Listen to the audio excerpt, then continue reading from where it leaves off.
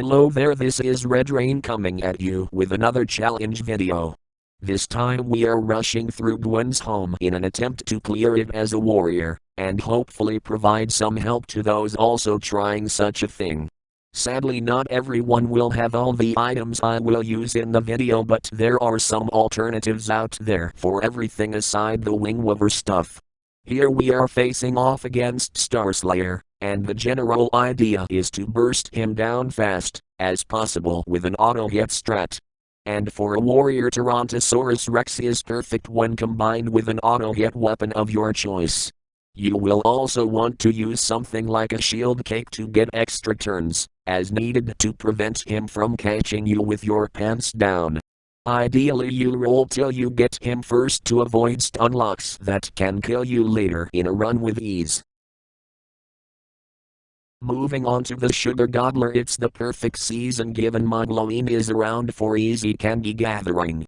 Simply don something like Werewolf with the proper gear for an earth fight, and fling candy at the dino every turn for the buff. Only worry is him stunning you, but outside low HP you can likely survive the wind nuke as well. Without candy the fight is far harder, and given the waves of foes ahead it would be silly to fight it without the buff. I suggest doing the candy caverns and taking the candy at the end to provide your needs for the fight and plenty extra.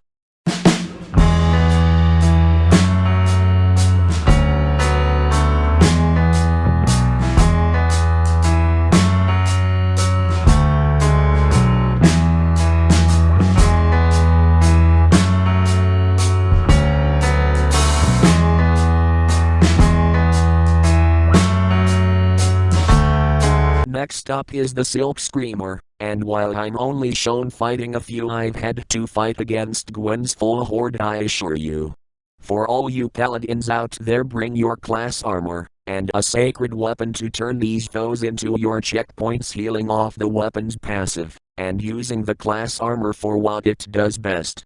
Ideally you bring a prismatic burn of some sort, but you can manage with other gear just fine when it pulls out the barrier. Feel free to blow through SP as needed here, as they will drain, and lock your SP bar at the end, so charging up lay on hands in Paladin is a great idea for the fights ahead. There is a mechanic that it possesses your armor, so bring some dark gear with you to rotate in and out as needed. Hopefully they are spaced out enough to give you plenty of recovery windows, but that is on luck alone.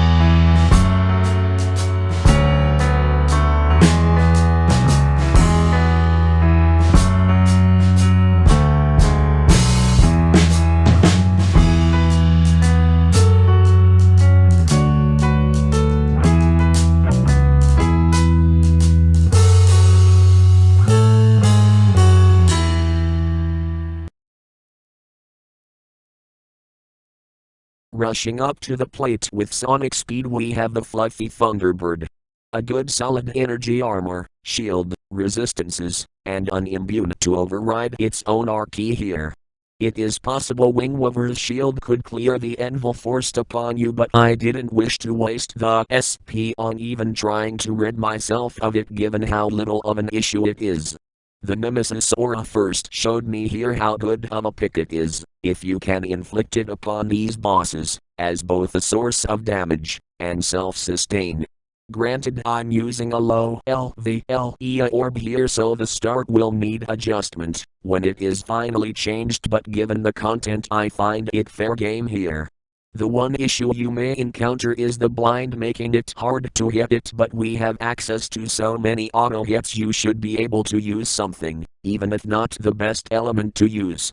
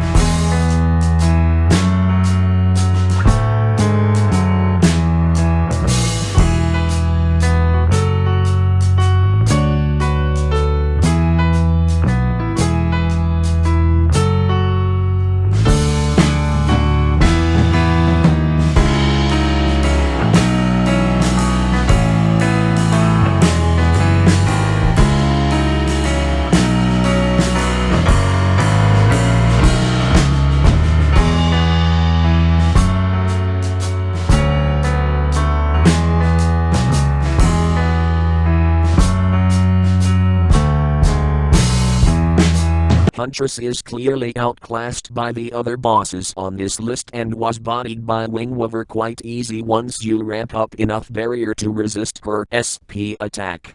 Outside that set or another barrier, you will likely need to bring Horror Show or use the Devouring Scythe package to better tank it without needing recovery somewhere down the line. Otherwise it is possible she will slay you, or set you up to die against someone else. Most dangerous, when you come into her fight trashed by someone else.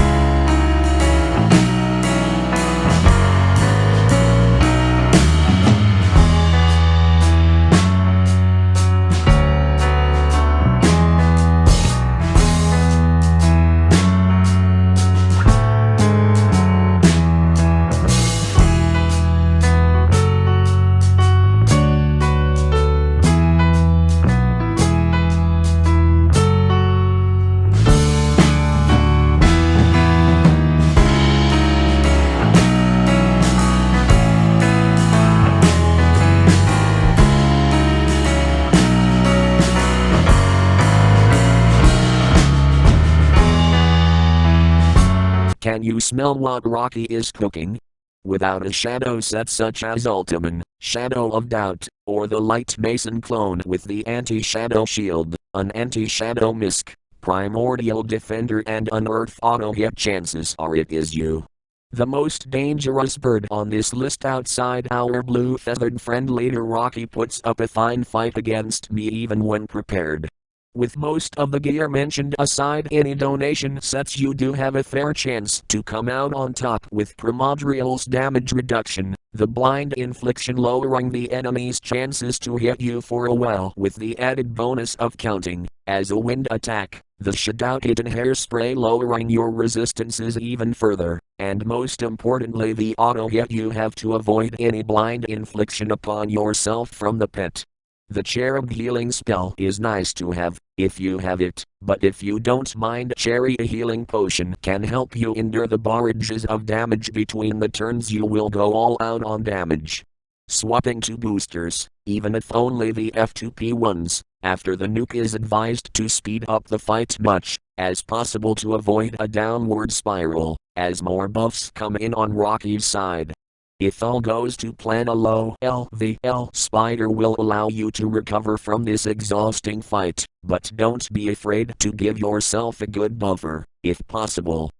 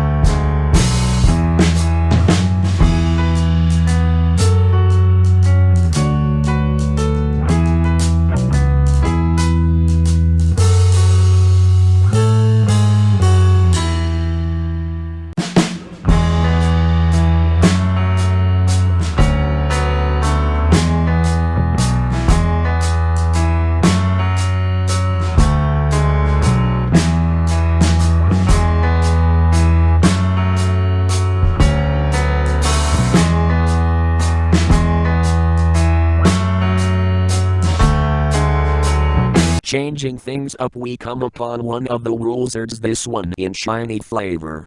I'll be honest, for this one I tried out a brand new strat with the Nemesis Aura inflicted with an auto hit to mixed results rather than the traditional werewolf chop start I'd employ to get past its special buff. It is a bit risky but can pay off quite well if you end up falling asleep given the damage, and the following heals will still come in during your nap. Heal up as needed, hopefully not expending more than you can afford, repeating the same stat with the color swap you have yet to encounter.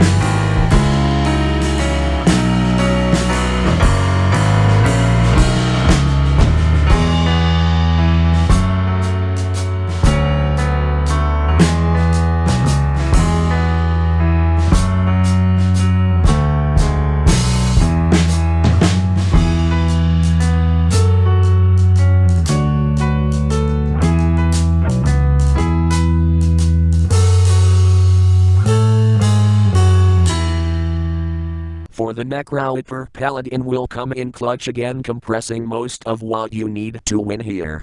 Inflict and advise Zorback to treat him as a healing checkpoint, if needed, but try to have a cleanse for his poison, even if we have the Subrace advantage here.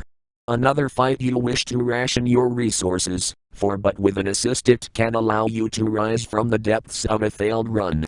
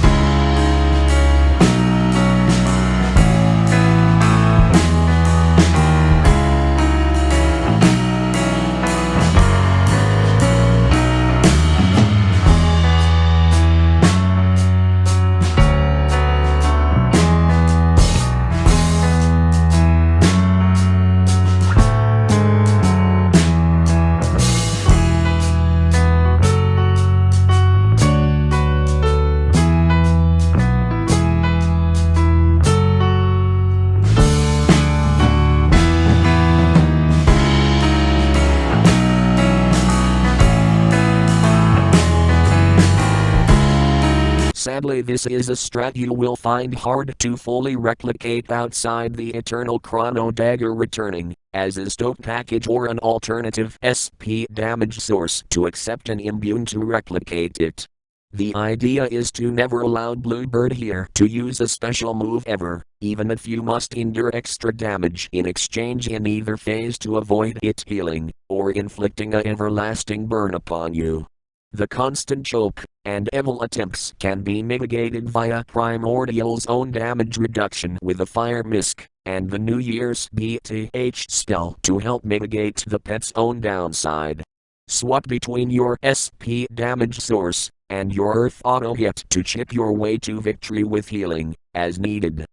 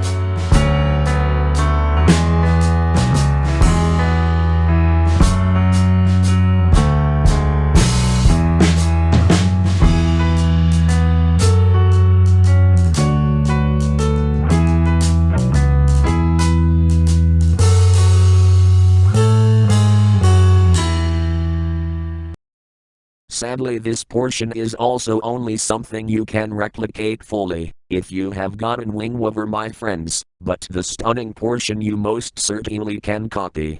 Nothing outside the norm with love pot plus boosting on that front with EA to keep me well supplied on SP. Needless to say, with the donation set you can quite possibly sneak by the rabbit now with a 0 damage strat, even if it's slow. I do apologize, these last two portions aren't as helpful compared to the rest, but Grace Zisthrith's own guide should help provide an alternative if you are stuck on a rabbit strat.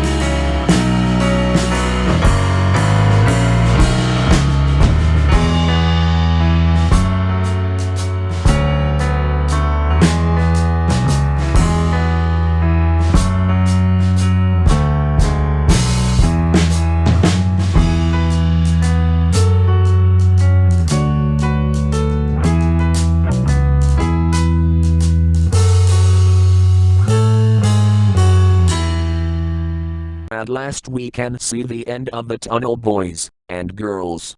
One final foe is all that stands in the way of Gwen's front door now. And one you fellow warriors may find a pain. To fully copy me you will need at least one SP damage source to prevent a stolen weapon barrage, but it's possible you are in a good enough state to think about tanking it instead.